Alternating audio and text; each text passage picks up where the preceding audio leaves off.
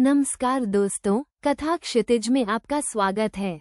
आज हम बात करेंगे सृष्टि के उस अद्भुत नृत्य की जिसे कोई समझ पाया है तो वो है विष्णु पुराण की वो कथा जो हमें बताती है कि कैसे भगवान विष्णु ने समय समय पर अवतरण लेकर इस सृष्टि को संभाला है।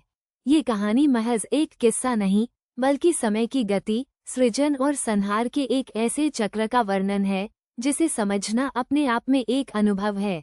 कल्पना कीजिए, अनंत काल, एक ऐसी अवस्था जहाँ न दिन है, न रात, न कोई जन्म, न कोई मृत्यु, बस एक अथाह शांति। इसी अनंतता में एक शक्तिशाली चेतना वास करती है, भगवान विष्णु। वो इस पूरे ब्रह्मांड के पालक हैं और उनके भीतर ही सृष्टि के जन्म और अंत का बीज छुपा है। विष्णु पुराण के अनुसार ये ब्रह्मांड एक निरंतर चलने वाले चक्र में बंधा है। कभी सृष्टि का उदय होता है, कभी उसका लय हो जाता है, और इस लय और उदय के बीच जो संतुलन बनाए रखता है वो है भगवान विष्णु के अवतार। ये अवतार कोई अचानक पैदा हुई घटना नहीं बल्कि आवश्यकता की पूर्ति हैं। जब भी धर्म की हानि होती है, अधर्म का बोलबाला होता है या सृष्टि किसी बड़े संकट में फंस जाती है, तब भगवान विष्णु पृथ्वी पर अवतरित होते हैं। यह अवतार का क्रम कोई साधारण बात नहीं है।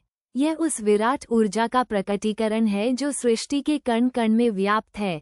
हर अवतार का अपना एक उद्देश्य होता है, अपना एक महत्व। जैसे मत्स्य अवतार, जब जल प्रलय ने सब कुछ डुबो दिया था, तब भगवान विष्णु ने मछली का रूप धारण कर वेदों की रक्षा की और मनु को बचाया। ये सृजन के बीज को बचाने का पहला अवतरण था। फिर आया कूर्म अवतार, जब देवताओं और असुरों के बीच समुद्र मंथन हुआ। सृष्टि के कल्याण के लिए मंदराचल पर्वत को अपनी पीठ पर उठाए हुए भगवान कच्छप के रूप में प्रकट हुए। ये स्थिरता का प्रतीक है, उस आधार का जिसने सृष्टि के लिए अमृत और विष का मंथन संभव बनाया। इसके बाद नरसिंह अवतार, जब हिरण्यकश्यप जैसे असुरों का अत्याचार बढ़ गया, तब भगवान विष्णु ने आधा मनुष्य और आधा सिंह का रूप लेकर खंभे को फाड़कर अपनी नखों से उस अधर्म का अंत किया। यह न्याय और धर्म की रक्षा का एक भयानक लेकिन आवश्यक रूप था। वामन अवतार, जब राजा बलि तीनों लोकों पर अधिकार करने लगे, तब भगवान विष्णु ने एक छोटे से ब्राह्मण बालक का रूप धारण कर बलि से 3 पग भूमि दान में मांगी और अपने विराट रूप से तीनों लोकों को माप लिया। ये बुद्धि और ज्ञान की विजय थी।